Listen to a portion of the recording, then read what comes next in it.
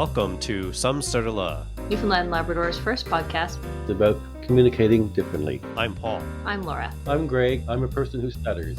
How's that? Yeah, that's good. Today's episode, we have a guest. His name is Alex Delgado. And Alex is a person who stutters. He is a member of the Stuttering support group on Discord. And if you're not aware of the Stuttering support group on Discord, we'll leave a link in the description.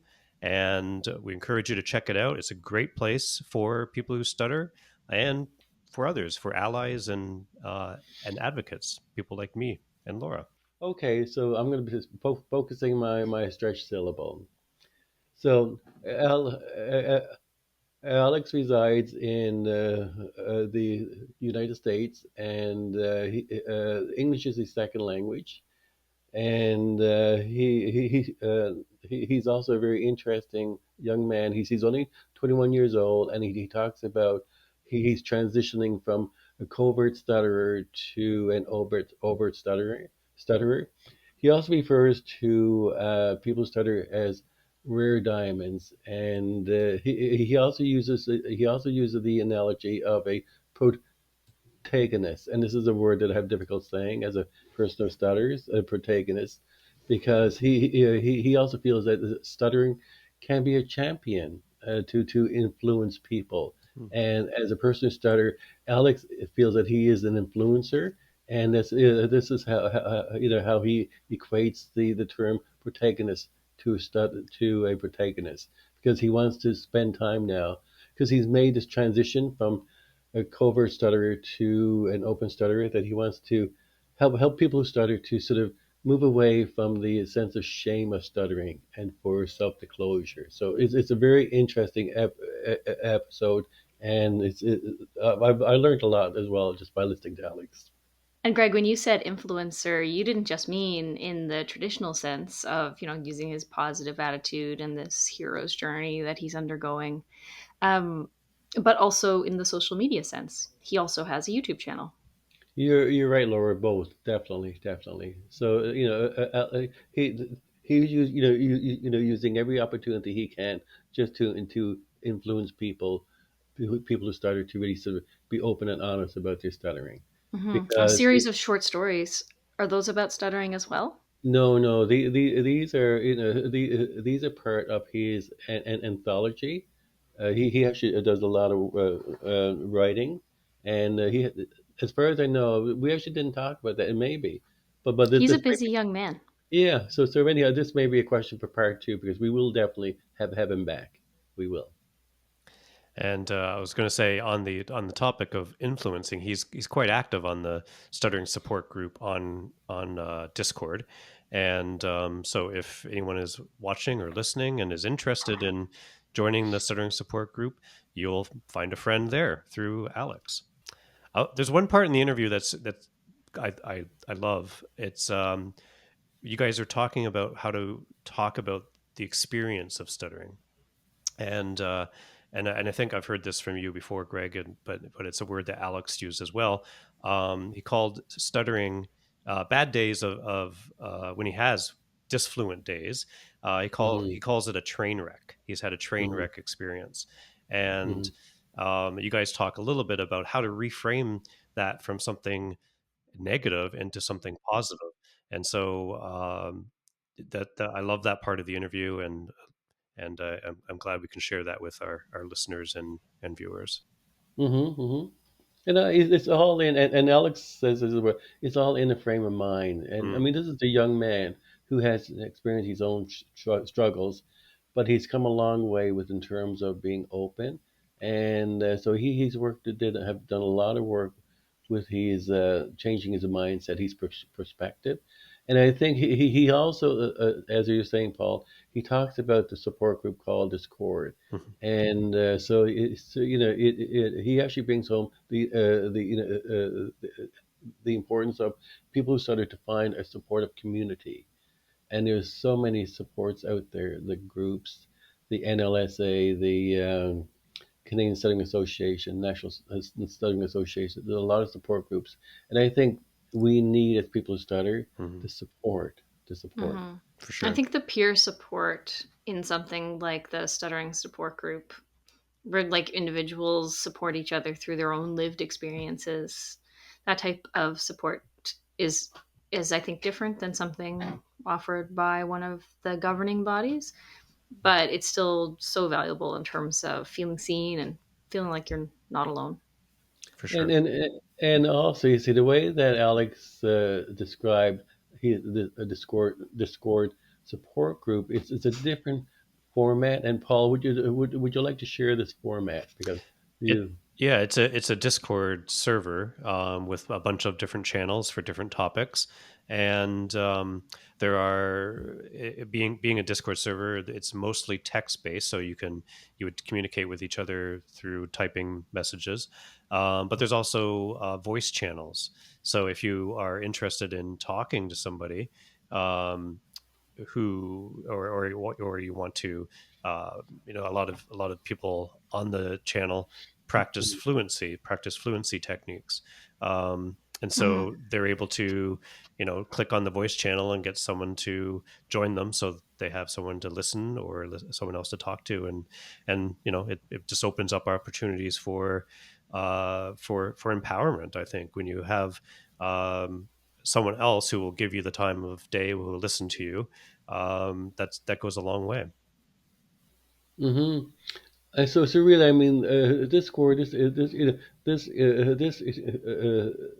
format is really a movement away from the traditional support group where people meet as a group That- or online. that's But right. now you see, and also it's like, and also another component is when you meet people on this group that are maybe interested in games, for example, Yeah, that's and right. they can now also go into a separate area. You know what I mean? So it's a whole new format. But Alex is sort of raves about it. Yeah, yeah. He's a very active member, and I've seen a number of his posts and interacted with him myself Yeah. on the Discord server. And Hmm. I think that compared with traditional support groups, one of the great things about something like a Discord server is it meets you where you are. Mm, Hmm. If you're at the beginning of your journey and you just want to read about other people's experiences and feel not alone that way, then there you go. You mhm. want to interact with those people via text, but not reveal your voice or your face. There you are. And when you're ready to take the next step and either talk to somebody over a video or a voice chat, or like Paul said, just have someone listen to you while you work through your demons, literally or figuratively. Um, that's there too. And so the way it's scaffolded to meet people where they are, I think is a great resource for people who have that ability to interact with technology. Definitely, Lori. Definitely. You definitely should like, share, and subscribe this video. Take it away, Greg and Alex. So, Alex, well, welcome to Some Stutter Law, and thank you very much for taking the time out to have a conversation with me today. So, Alex, the $64 question is, why did you decide to be a guest on Some Stutter Law today? So, first of all, thank you so much for having me today, Greg. So I wanted to be in this podcast. There are multiple reasons. Like, one of them is because I want to try to be sort of a influencer in YouTube because, like, I want to, like, I am having this channel in YouTube, which I want to give some advice to people who stutter, and also because I just like having conversations with other people who stutter, and and I just want to hear the experiences, how they manage fear, how they manage shame towards with stuttering. I believe that, like, maybe there are two types of people who stutter: the ones who are covert stutters, and the ones who are very open about their stutter. I was for so many years, like almost my entire life, 90% of my life, I was covert stutter. I never really talk about stuttering, when I had bad days with fluency, I would just be quiet.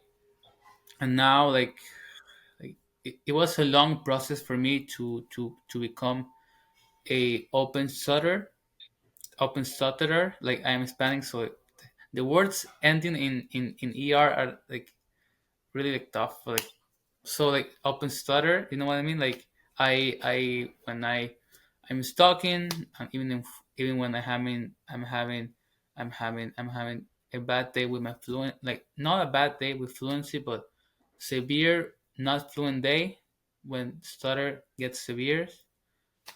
And and I wonder if you also have, like, I wonder how was your, if you had that transformation from covert stuttering to support. Oh, definitely, Alex, definitely, because I actually spent many yesteryears. I'm a little older than you are. I was trying to hide my stuttering, to unmask my stuttering because of the fear and the shame and the embarrassment. And so I really wanted desperately to be fluent, and I utilize every opportunity, like to mask my stuttering, like through word substitutions, to hiding, to avoid in introducing myself. All these tricks to actually mask my stuttering. And I realized over and over again that the longer that I mask my stuttering, of losing my, you know, as, as long as the amount of energy I was putting to hiding my stuttering, I wasn't living. I was more just surviving. And when someone hides their stuttering that badly, you don't develop a sense of identity or a sense of individuality. So then I decided, no, this is not worth it, because being, like I feel, and this is the Greg O'Grady talking, just being a covert stutterer is takes so much emotional, psychological energy to hide. And I mean, I'm not comparing being an open stutterer compared to a covert stuttering. I am, I guess, but I feel in many ways it's healthier, it's more healthier to be open about your stuttering. That's my story. So Alex, why what made you decide to be an open stuttering, just to put your covert stuttering in the past? What made you transition? First, I resonate with you when you said that covert stuttering takes a lot of energy, emotional and physical energy too, because stuttering can get more severe when you are anxious and depressed and you are overthinking about how are you going to speak. The way sometimes, like, I consider, like, right now, because I have faced so many, like, I have spoken. So basically, my journey with open stuttering has been me putting myself in the spot and talking to more people and just talking. And when at first I was anxious, scared, and I would notice I would stutter a lot. Like, I would block a lot, and I still stutter, but it is very reduced. And I think that my stuttering is, for me, is kind of more psychological. In is because I had some really bad experiences, like verbal abuse and some bullying in middle and high school, which like I have been finding out had maybe had given me, like, have given me, like, some fear of not just speaking because I stutter, because, like, maybe I'm saying something, like, my words don't have any value and I don't want to speak to anyone sometimes. So that maybe, like like with like that's my opinion, maybe contributed to me, because whenever I talk to myself, whenever I am more open about stutter, I don't have fear or anxiety of not only stuttering, but to be more positive and to not care about what people think about me. I tend to be more fluent. I think maybe I think it's one of the benefits of my stutter, and we don't really talk about benefits so much of stuttering, right? That's not normally you don't talk about benefits of stuttering. Like, at first, it's only pain, suffering, like until you don't care and just talk. But it's that when I am having like a tough day speaking, is maybe because I am stressed about something, and maybe I have to deal with it because I feel like my brain. And I was having this conversation with another friend who stutters, that maybe our brains catch that, like, because brains are always adapting and changing and they can rewire. That's how habits work, for example. Maybe our brains, whenever we are anxious and stressed, they they make a signal to us by worsening our fluency. And whenever I'm having a very like fluent, like when having a very worse worse like more severe stuttering, is because maybe I'm anxious and I'm stressed. And basically, hiding hiding the stutter can increase anxiety and stress. And one thing that made me be more open on my stutter is because one thing is because I am I am like I am 21 years old. I consider myself young. Some of my friends are like, "Oh, I'm so old right now," and you're like 19. But bro, like, what's happening here? Like, come on, like, yeah, all your life ahead. But when you're young, and well, everyone in life wants to find themselves, and like wants to label themselves like, "Oh, I'm a good worker. I like this. I want to study this." And I was like, "Hey, I should be like." I mean, it's not the whole reason, but it can be the one of the reasons is that stuttering is it happens to 1% of the population. You know that, right? Mm-hmm. So so like it's like, honestly, one of them is, it's interesting to say that I'm a person who stutters, because like it's interesting for me to say, oh, I also, whenever I introduce myself, sometimes I say, by the way, if I ever block or repeat myself, it's because I'm a person who stutters." And it's really interesting because you kind of speak. First of all, if I ever disclosed my stutter a year ago, oh, I'll be so embarrassed. But now I have disclosed, and I have fought that embarrassment, and I'm really good. You know, sometimes I disclose and it's fine. Like, it's no one cares. Only I care because embarrassment. I bet you also experience the same thing too, right? Oh, definitely, Alex, because like I've always been my worst critic. In other words, because like when I have what I used to call a train wreck speaking experience, I used to be so devastated that I felt the world was coming to an end. I thought people would abandon me. It's the shame and the humiliation, and so you're right, Alex, because it's mainly in our head. It's all psychological. Okay, however, it's real. The feelings are real, and but I find that the more much like However, the what you said, I mean, the feelings are real of course. when all the shame, humiliation, sense of rejection, uh, depression, anxiety. But they're real. But I find that the more that I'm talking about stuttering, the more that I introduce myself as a person who's stuttering. When I do experience a difficult train wreck speaking experience, I find that it does the impact on me is lessening. You know, like it's the world's not going to come to an end. You see what I mean? So the more that I talk about it, I share that I am a person who stutters, and I'm finding as well that when I'm comparing myself to others, comparing yourself to others is a killjoy.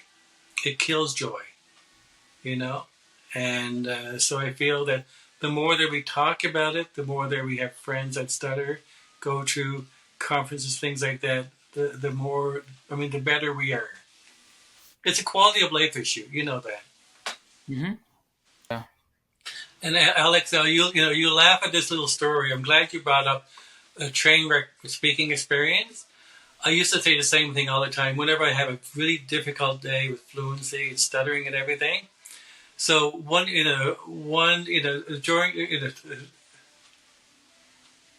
during a conversation with one of my friends, Mary Wood. Have you heard of Mary Wood? She's an author.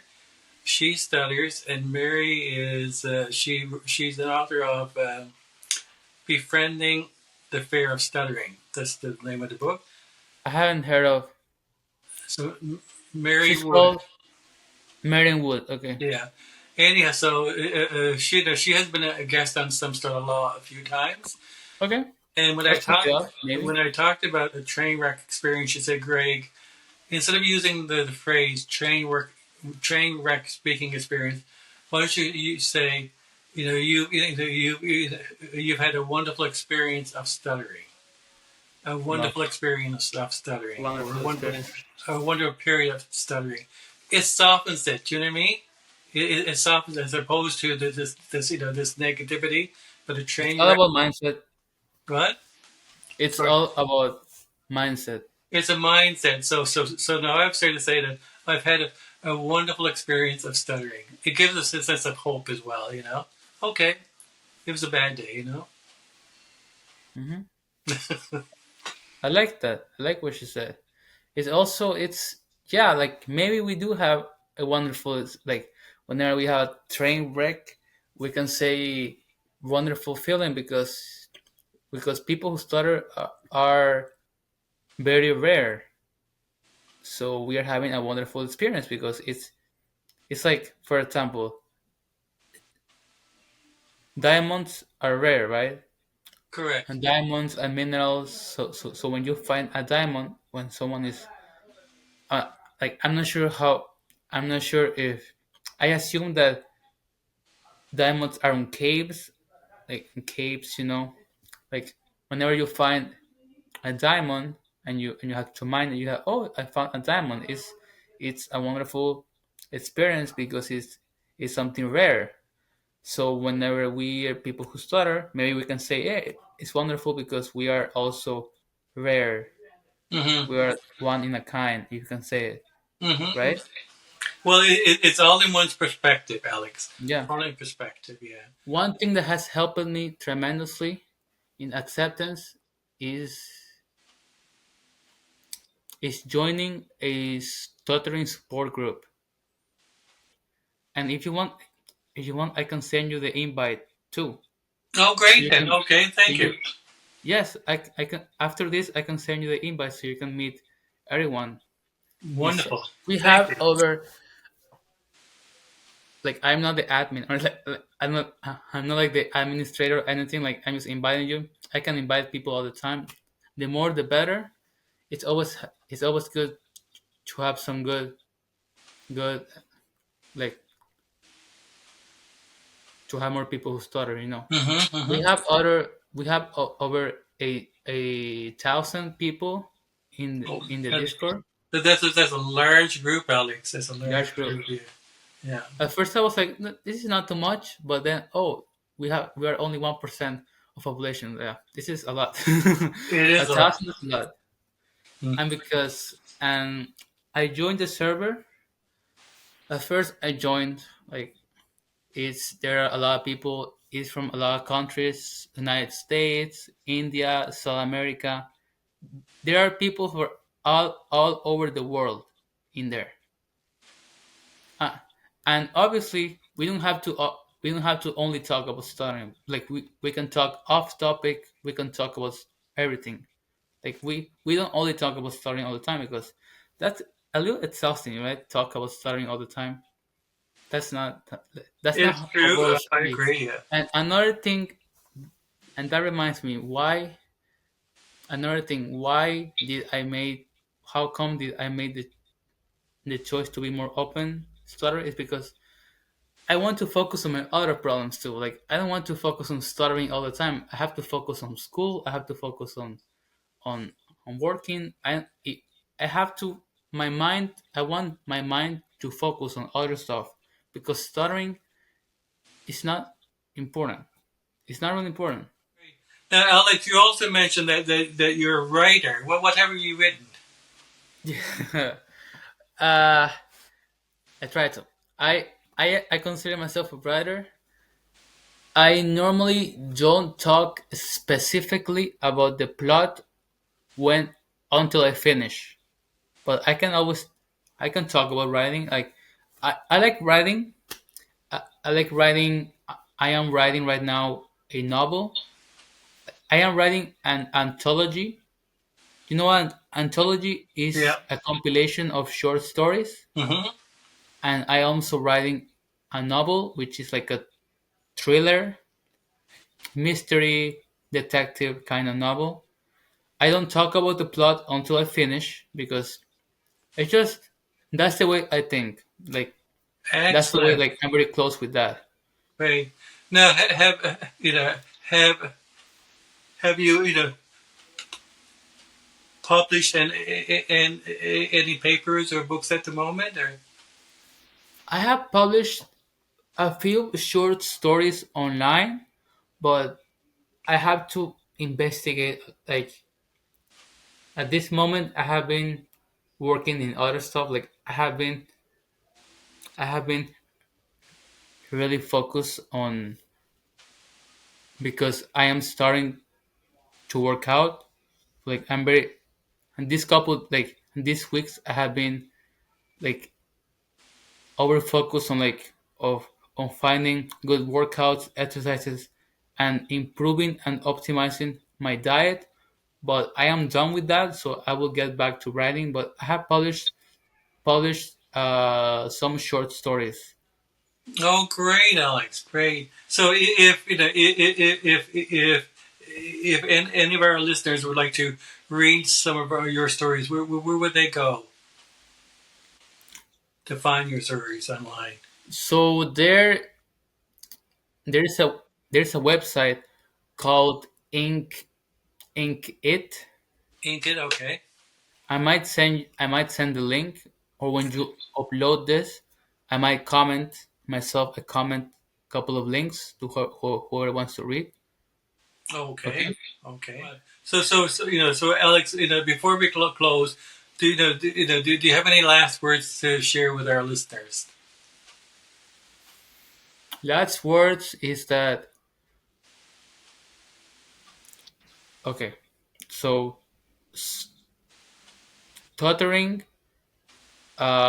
can be a good thing for people who stutter because it can eventually make us stronger, more empathic towards other people, and everyone everyone like whenever you see a movie or in a plot of a story, like I'm a writer, I like talking and thinking as everything about plots, stories, and stuff. There's always going to be a protagonist who is always fighting against something, and we as people who stutter, we are very rare, like I said before, like rare diamonds because we're fighting against themselves ourselves.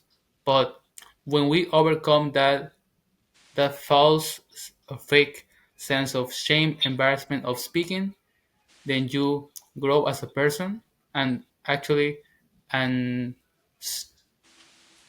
and stuttering makes you stronger in the long run. So so in a way, I am really glad that I stutter. Some Stutter Law is brought to you today with help from Memorial University, the Newfoundland Labrador Stuttering Association, and a whole team of volunteers behind the scenes, without whom today's episode would not have been possible.